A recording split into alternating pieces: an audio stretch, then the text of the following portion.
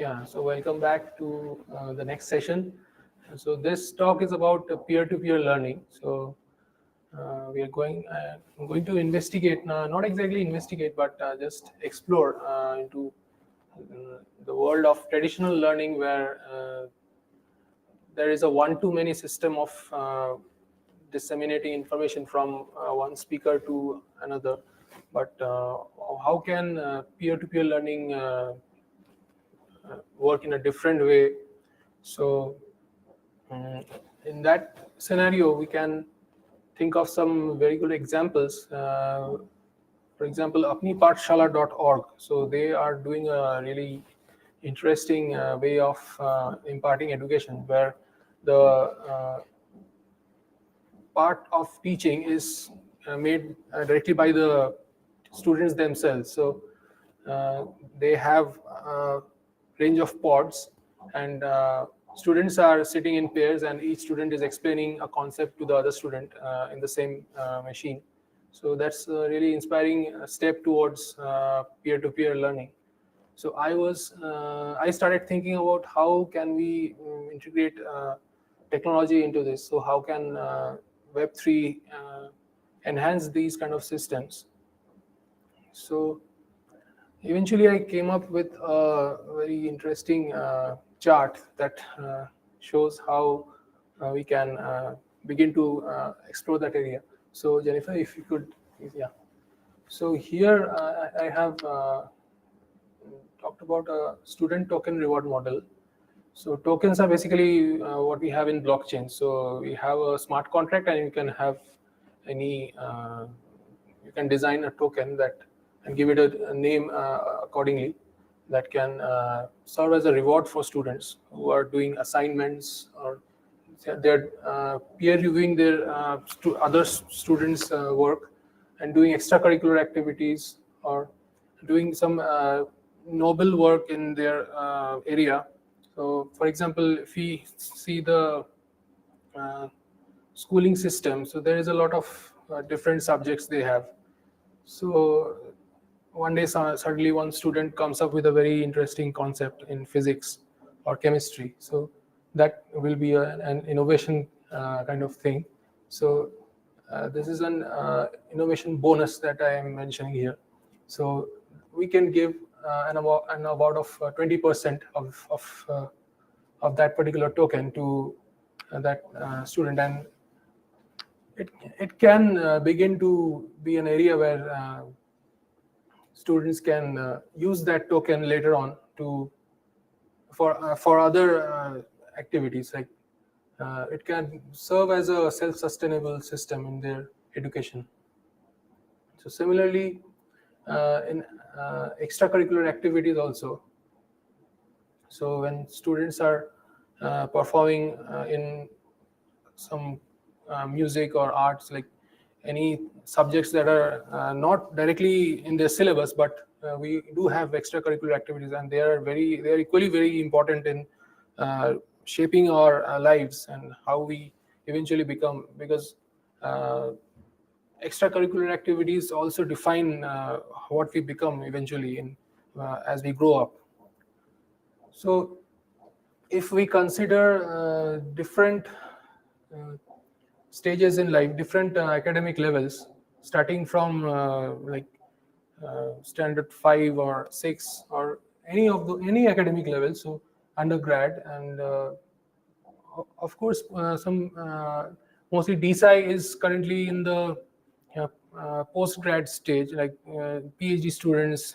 These students are very much aware about what DeSci is, but that understanding is not yet there in the uh, education system in the lower standards. So I would really like to explore these areas where students can begin to understand about DeSci, what DeSci is and why it was born.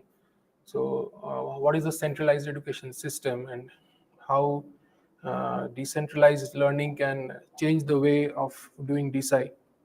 So this is a interesting thing that I'm currently exploring. So this is an ideathon, and the problem is currently here. It's a problem as well as a solution, but doesn't necessarily mean that other questions might not arrive in our mind.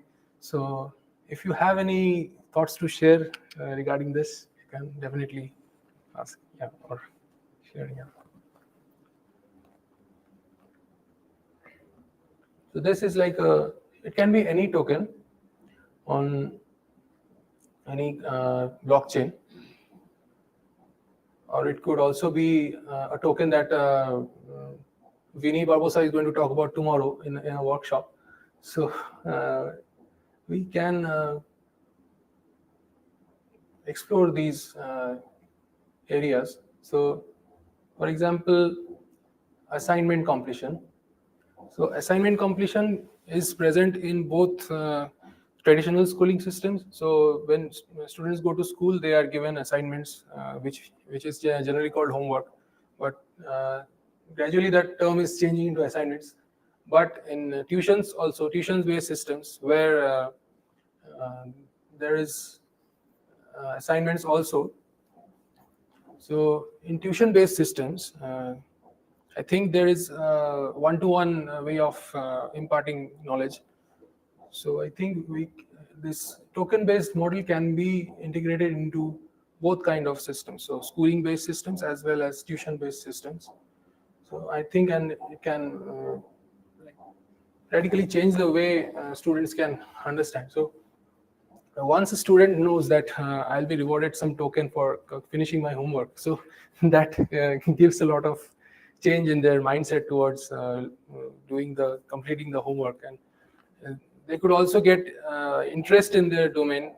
That, for example, this token is related to some of their work that they are doing. So we can explore all these areas and find out new solutions. So yeah, so this is the thing I wanted to share with all of you. Yeah. Yeah, this is just For example only. yeah, for example only, yes. Yeah. Student reward model can be used in case of criminals also to Mhm. change their mindset. Yes, yes, like rehabilitation centers, yeah, definitely. What was the website? Uh, DeSciIndia.org/Kolkata. No. For this. Uh, for this particular, this is we are live right now. This one is live. Yeah. Do you think like Yeah. assignment completion would be valuable in future because Hmm. why children need to do what's we say Hmm. Tamarna? Yeah, yeah, that's the thing. So shouldn't be the Magyam. It shouldn't be what we call. There's a term for that. I think cramming. It shouldn't be cramming. Learning shouldn't be about cramming. It should be something that you are interested in. Unless you get the interest, and also research has also shown that what you're interested in, that only you remember. The brain remembers only those things that you are interested most in. So exams are going to be valuable in future. I think that depends on how we change the examination system. Yeah, That can impact the whole education system. yeah, exactly. Oh, sorry. Present education system. I'm sorry. Some changes. Yeah, I think the first way to go about it would be a bottom-up approach rather than a top-down approach. So listen to the students first, students' feedback first, and then design the syllabus. Then only the students will get the interest to pursue the work. But then that Yeah. would not be so much of, because we need experience to learn the syllabus. Yeah.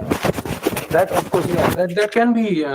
We have a lot of brilliant minds in the DeSci community. We can come up with a very interesting syllabus that can be openly peer reviewed by the community, and then if it is approved, I think parents can also like review it. Yeah. So that will further improve that system. I would like to request, can Yeah. you please explain something about DeSci? DeSci actually, DeSci is basically a movement that started in the early 2022 and 21 ending. So basically, DeSci is an outcome of the roadblocks that we face in the research system, like the academic research system. So if you go to the PhD level or postdocs or anything, like mostly in the PhD system, so there is if you do your research and you complete your thesis, there is a lot of blockage, like uh, not for any academic reasons, but for administrative requirements, the thesis gets blocked, and the work doesn't get recognized as soon as possible. So as it should be, because in society, the first year of PhD coursework teaches you that you should be uh, imparting the work that you do, the outcome of your research should be directly helping society. So if these kind of blockages are there, so it is very difficult to do the research. So that is why a different community came up called DeSci. Sorry. Yeah. So that is how DeSci was born, basically. So that we can directly help the society. Sorry. Oops.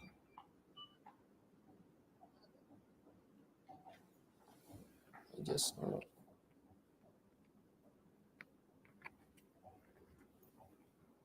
yeah. Hello.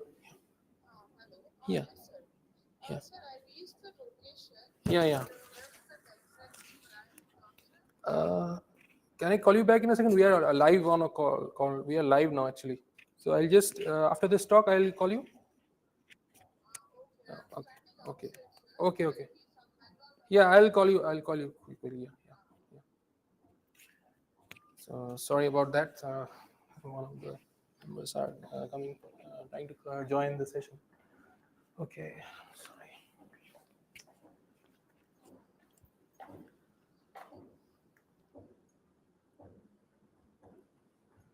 Yeah.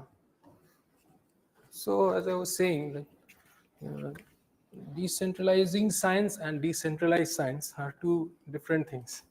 So decentralizing science is a process, but decentralized science is a state. So currently we are having both things going on. So in the Western countries, there's already a lot of decentralized models have already been established. There is a thing called DAOs, which stands for decentralized autonomous organizations. So these kind of models have been really helpful in imparting science to the local communities and like directly impacting the society. But if we consider our case, we have our if we want to relate more to it, we have to talk about decentralizing science. So we have to talk more about the process so that we can go to that point. Yeah. So can you please explain this a bit? About decentralizing science. Yeah. So in decentralizing science, as I was talking about this chart, so this is the thought process that is happening right now as we are discussing. So if we implement this, if we create a token base, if we create a token and create on any blockchain, and we are able to communicate with the student community that see this there is a token that you can use for we can earn by completing your assignment. So this can eventually become a system where students can uh, adopt a new token based model. So that can become a state, from a process to a state, from decentralizing to decentralized. Yeah.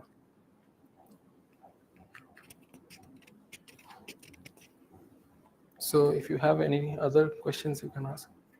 Otherwise, I think we can go ahead with the next one, the next session, because we will be having another talk also, I think. Yeah. Yeah. So Jennifer, I think we can end this talk now and can go for the